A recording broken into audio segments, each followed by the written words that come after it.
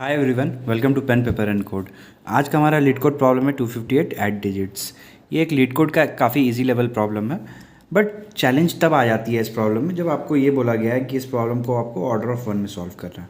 ठीक है, बट उसके पहले एक बार हम लोग ये देख लेते हैं कि अगर इसको हम लोग ब्रूट फोर्स अप्रोच से सॉल्व करते तो कॉम्प्लेक्सिटी क्या होती और अप्रोच क्या रहता। ठीक है, तो प्रॉब्लम स्टेटमेंट में क्या कह रहा है वो डिस्कस कर लेते हैं। तो प्रॉब्लम स्टेटमेंट में क्या कह रहा है कि आपके पास एक गिवन नंबर दिया हुआ है कोई n। ठीक है, तो n नंबर में जब है तो आपको ये बताना है कि इसको कंटिन्यूसली हम लोग सम करते रहेंगे। ठीक है, तो फाइनली जो वन डिजिट नंबर आएगा वो क्या होगा। ठीक है, मान लो कि n में तुम्हारा नंबर दिया हुआ है कुछ 56। ठीक है, 56 के साइड डिजिट्स का सम करोगे तो क्या आएगा 11। 11 के साइड डिजिट्स का जब सम कर लोगे तो क्या आएगा 2। तो ये 2 तुमको रिटर्न कर देना है। ठीक है, उसके अलावा मान लो तुम्हारा क्या हो सकता था वैल्यू कि 1 2 3 है। ठीक है, तो 1 2 3 के साइड डिजिट्स को सम कर लोगे तो क्या होगा 3 2 5 1 6। ठीक है, तो ये वन डिजिट है नंबर, तो इसको रिटर्न कर देना है। ठीक, तो मेरा नेव अप्रोच क्या होता, तो उस केस में हम लोग क्या कर सकते थे कि मान लो कि वाइल, ठीक है, n is less than, while n is greater than, actually is greater than 9, ताकि जब तक कि 2 डिजिट नंबर है मेरा समेशन होता रहे। ठीक है, उसके बाद उसको हम लोग क्या करते रिटर्न करवा देते। ठीक है, तो ये लूप तब तक चलेगा जब तक कि मेरा n का वैल्यू जो है 9 से बड़ा है। ठीक है, उसके बाद नेक्स्ट क्या करते हैं हम लोग कि इंट ले लेते हैं एक टेम्प बोल के, उसमें n को हम लोग क्या करते हैं स्टोर करवा लेते हैं। ठीक है, अब क्या करेंगे कि सारे डिजिट्स का हम लोग मान लो कि सम निकाल लेते हैं। ठीक है, सारे डिजिट्स का सम निकालना है तो वो कैसे करेंगे, वाइल एक और टेम्परेरी वेरिएबल की ज़रूरत पड़ सकती है हमें, तो मान लो कि नम बोल लेते हैं। ठीक है, और या फिर सम बोल लो, इसको सम इक्वल टू 0 कर लो। ठीक है, चलो बहुत अच्छे।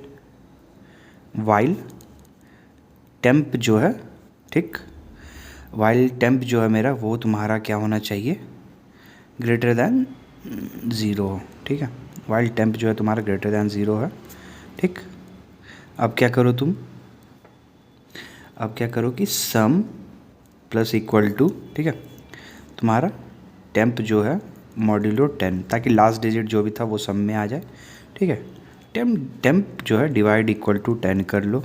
ठीक, अब ये जो तुम्हारा सम कैलकुलेट होके आ रहा है ना, इसको n बना लो। ठीक है, n बना लो। ठीक, चलो ये हो गया मेरा, क्लियर है। और फाइनली क्या करो, इस n को रिटर्न करवा लो। राइट, तो इसकी कॉम्प्लेक्सिटी मेरी क्या हो गई इस कोड की, इसकी कॉम्प्लेक्सिटी मेरी लॉगरिदमिक रहेगी। राइट, लॉगरिदमिक रहेगी। बट अब प्रॉब्लम स्टेटमेंट चैलेंज ये कह रहा है कि हम इस प्रॉब्लम को क्या चाहते हैं कि हम इसको ऑर्डर ऑफ वन में बना दें, लॉगरिदमिक भी ना लगे। ठीक है, तो कुछ ऑब्जर्वेशन पॉइंट से पहले उसको एक बार हम लोग चाहेंगे कि डिस्कस कर लेते हैं।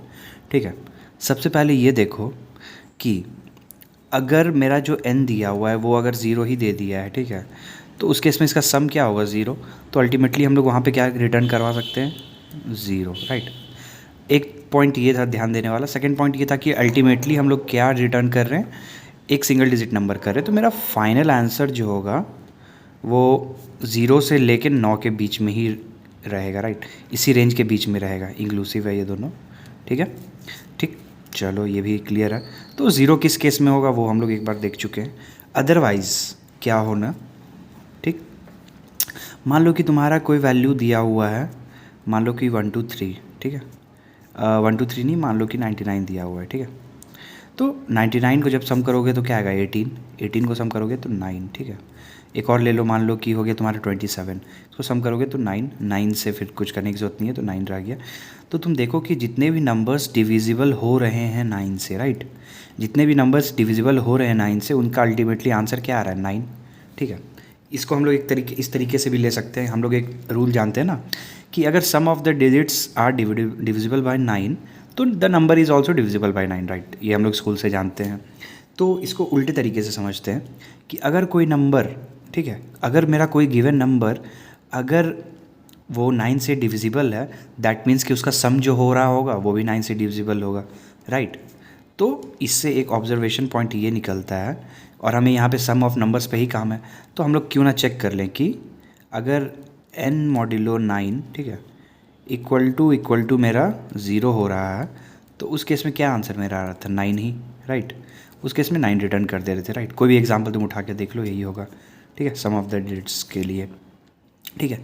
एक तीसरा ऑब्जर्वेशन क्या होगा कि अगर 0 नहीं है, अगर 9 से डिविजिबल नहीं हो रहा है, तो मेरा आंसर जो लाई कर रहा होगा कहीं ना कहीं कहाँ लाइन कर रहा होगा, 9 से तो एटलीस्ट मेरा छोटा ही होगा, मतलब मेरा आंसर जो होगा 0 से 8 के रेंज में लाई कर रहा है, राइट। अब क्योंकि 9 होने के लिए केस यही है कि मॉड्यूलो 9 तुम्हारा 0 होना चाहिए, तो उस केस में क्या कर सकते हैं, मेरा आंसर अब हमको पता है कि सम करने पे वो 9 से छोटा होगा, ठीक है।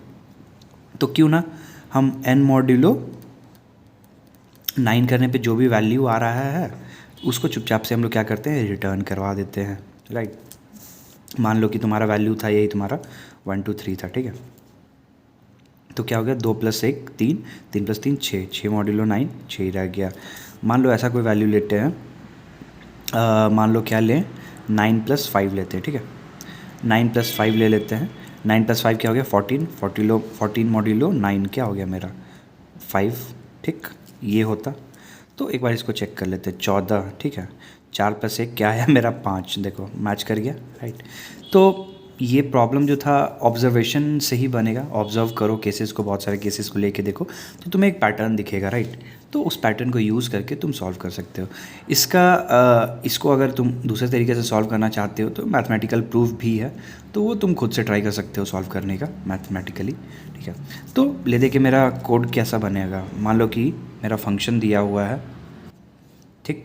ये तुम्हारा एक फंक्शन दिया हुआ है ऐड डिजिट्स बोल के, ठीक है। ये इंट है रिटर्न करना और ये नम तुमको दिया हुआ है, तो ऐसे क्यों ना यही केसेस को बना लेते हैं। इफ़ नम जो है मेरा इक्वल टू 0 है तो क्या करवाओ, रिटर्न 0 करवा लो, ठीक है। इफ़ नम मॉड्यूलो 9, ठीक है, इक्वल टू 0 हो रहा है तो उस केस में क्या करवा लो तुम, रिटर्न 0, उस केस में रिटर्न 9 करवा लो, ठीक है। अदरवाइज़ क्या रिटर्न करवाओगे, ये सब केसेस नहीं है तो जो भी तुम्हारा नम मॉड्यूलो 9 आ रहा है उसको तुम रिटर्न करवा लो, ठीक है। काफ़ी सिंपल सा प्रॉब्लम था। कॉम्प्लेक्सिटी क्या हुई, ऑर्डर ऑफ 1, ठीक है, क्योंकि कुछ भी एक्स्ट्रा यूज़ नहीं कर रहे, ठीक है। ये टाइम कॉम्प्लेक्सिटी है मेरा, ठीक।